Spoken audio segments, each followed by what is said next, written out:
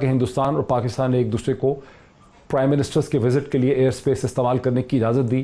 پھر prime minister Narendra Modi نے ایک غیر متوقع طور پہ ٹویٹ کیا, پھر ان کا خط آیا, پاکستان کی طرف سے بھی پازیٹیو رسپانس ہوا, اور پھر صورتحال وہاں تک پہنچی جہاں نیولی سلیکٹڈ فائنانس منسٹر جناب حماد اظہر صاحب نے یہ کہہ ڈالا کہ ہم ہندوستان سے شوگر اور کاٹن کی امپورٹ کی اجازت دے رہے ہیں, اور اس کے بعد پھر ایک رد عمل ہوا اور اس پروسیس کو ایک سیٹ بیک ملا. لیکن سورسز یہ کہتے ہیں کہ یہ پروسیس ختم نہیں ہوا, بیک چینل انگیجمنٹ جاری ہے, کنٹینیو ہے, اور مزید کانفیڈنس بلڈنگ جو معیار ہیں وہ ہمارے سامنے آ سکتے ہیں. لیکن دوسری طرف اگر ایک طرف یہ ہے تو دوسری طرف بہت سے مشکل سوالات ہیں. کچھ مشکل سوالات تو وہ ہیں جو اپوزیشن نے کھڑے کیے ہیں, لیکن اور بھی جو پاکستانی انٹیلیجنسیا ہے, لوگ ہیں میڈیا میں, سول سرونٹس میں ہیں, فارن آفس میں ہیں, ملٹری آفیسرز ہیں, ان سب کے ذہنوں میں بہت سے سوالات ہیں کہ یہ پروسیس کیسے چلے گا, اور مودی حکومت سے اور مودی حکومت کا جو کردار اور جو کیریکٹر ہے آر ایس ایس اور بی جے پی کا, اس سے ہم کس قسم کی کنسیشنز ایکسپیکٹ کرتے ہیں. کیونکہ ہمارے سورسز یہ کہتے ہیں کہ تمام تر جو بیک چینل انگیجمنٹ ہے اس کا مقصد یہ ہے کہ کشمیری مسلمانوں کی اور کشمیریوں کے حالات میں بہتری لانے کی کوشش کی جائے. تو بھلا وہ بہتری کس طرح سے آ سکتی ہے؟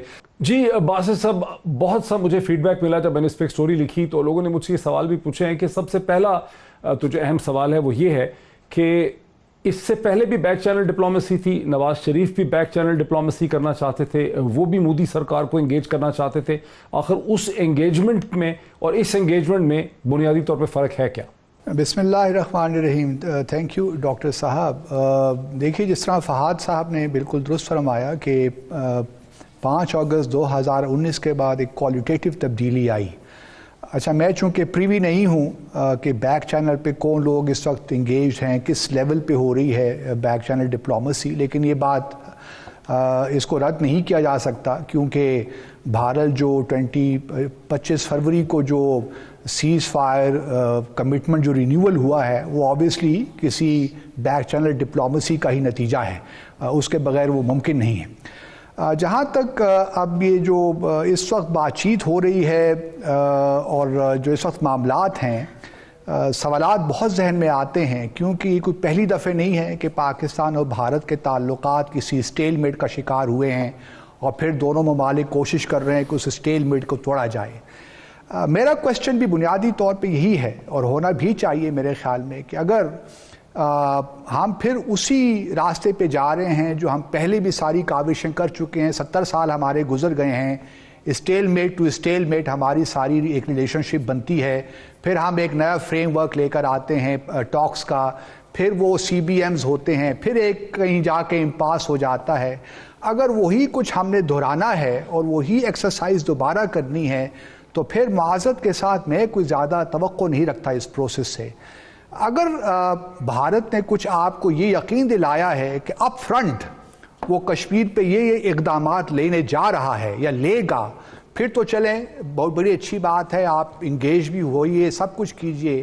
لیکن اگر بھارت کی طرف سے کوئی ایسی ایشورنس آپ کو نہیں ہے اور پھر وہ آپ کو اسی ایک ٹاکس کے جو پروسیس ہے وہ آپ کو دینا چاہتا ہے ایز اے کنسیشن. ہماری بدقسمتی یہ ہو گئی ہے پاکستان کی کہ بھارت نے ہمیں ایسا اس سارے معاملے میں گھیرا ہے کہ اب ٹاکس بھی اگر کرنی ہو تو پاکستان کو کنسیشن کے طور پہ دی جاتی ہے.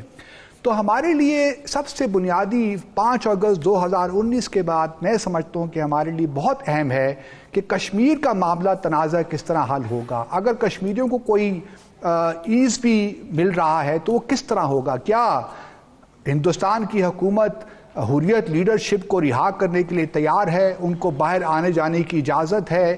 کیا جو وہاں پہ کالے قوانین ہیں ان کو اٹھانے کے لیے تیار ہے؟ کیا وہاں پہ جو اس وقت ڈی ملٹرائزیشن کرنے کے لیے تیار ہے؟ اگر یہ سارے اقدامات اپ فرنٹ کرنے کے لیے تیار ہے پھر تو میں اس پروسیس کے حق میں ہوں. یہ ہونا چاہیے, بیک چینل میں ہی رہنا چاہیے. لیکن اگر بات وہیں پہ آ کے رکنی ہے کہ مذاکرات ہوں گے, 8 سیگمنٹس ہوں گے, کلچر ڈسکس ہوگا, اکانومی ڈسکس ہوگی اور پھر کچھ تھوڑے بہت سی بی ایمز آ جائیں گے, تو میں آپ کو یقین دلاتا ہوں کہ کوئی توقع نہ رکھیں آپ بھارت سے.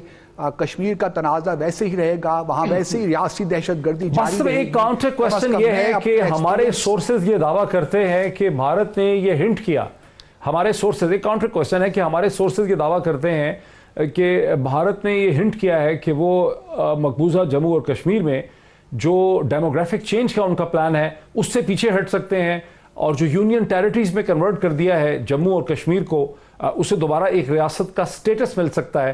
کیا یہ کنسیشنز ہو سکتی ہیں جس کے نتیجے میں ہندوستان اور پاکستان، یہ وہ کنڈیوسو ایٹماسفیئر ہو سکتی ہے جس کی بات کی جا رہی ہے انیبلنگ انوائرمنٹ کی؟ بہت ہی سادہ ہے تو اور زمانہ ہے اے یار، خدا کرے کہ تجھے شہر کی ہوا نہ لگے. دیکھیے جہاں تک یونین ٹیریٹری جموں اور کشمیر کا اسٹیٹ کا اسٹیٹس بحال کرنے کی بات ہے، وہ تو بھارت خود کہہ رہا ہے کہ ہم کریں گے. جب 5 اگست کا اگر آپ ڈیسیشن پڑھیں اور تقاریر آپ سنیں راجناتھ سنگھ سے لے کر پرائم منسٹر مودی تک، وہ یہ پرومس تو انہوں نے خود بھی کیا ہے کہ ہم وقت آئے گا جب الیکشنز ہوں گے تو ہم یہ اسٹیٹس بحال کر دیں گے. تو وہ کیا آپ کو دے رہے ہیں؟ اس سے تو کوئی فرق نہیں پڑے گا. جہاں تک ٹھیک ہے 35A کی بات ہے، ڈیموگرافک چینجز نہ کرنے کی بات ہے، وہ کچھ سمجھ میں آتی ہے. وہ ایک اہم نقطہ ہے جو کہ ہم نے بھی کئی بار اٹھایا اور اٹھانا چاہیے، اس کو زور سے اٹھانا چاہیے. لیکن کیا بات یہیں پہ آ کے رک جائے گی یا تنازع بھی حل ہوگا؟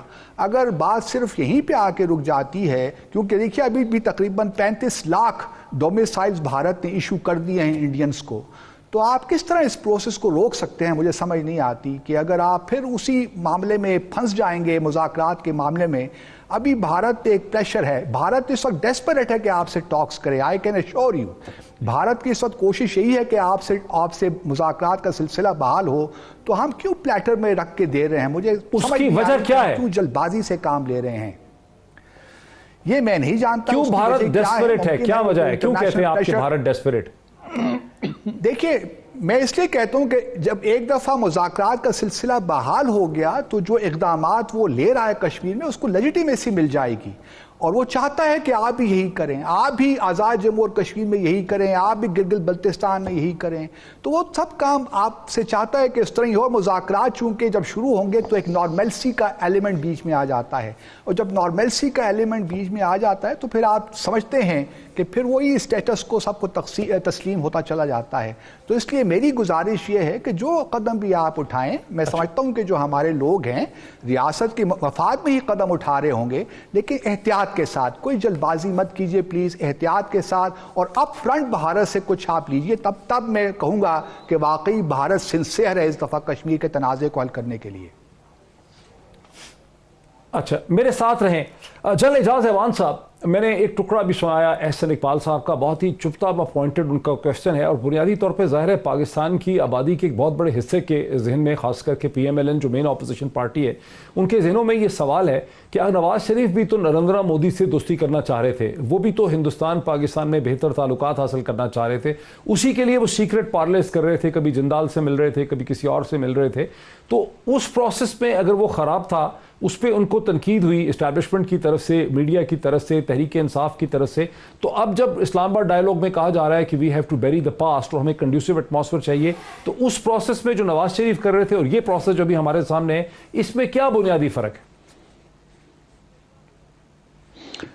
تھینک یو محیط. دیکھیے ٹریک 2 ہو یا ایک انفارمل چینل ہو یا بیک چینل ہو، سیمی فارمل یا فارمل بیک چینل ہو، یہ ہر حال میں جاری رہتے ہیں، ایون حالت جنگ میں بھی جاری رہتے ہیں.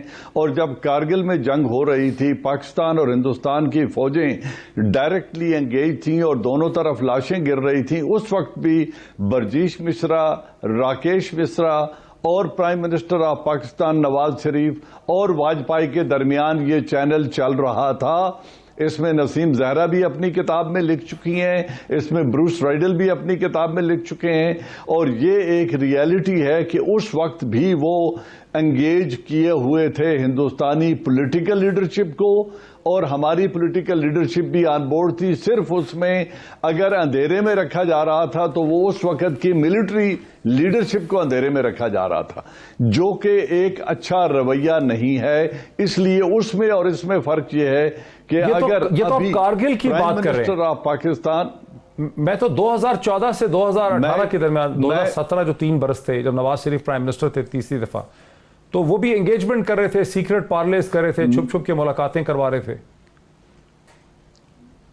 دیکھیں چھپ چھپ کے ملاقاتیں، پہلی بات یہ ہے کہ اگر اسٹیٹ ایز اے اسٹیٹ وہ کر رہے ہیں اور اس میں کسی اوپننگ کی تلاش کی جا رہی ہے تو اس کو سبسٹینٹیو ریلیف لینے کے لیے اگر کیا جا رہا ہے تو اس میں کوئی حرج نہیں ہے.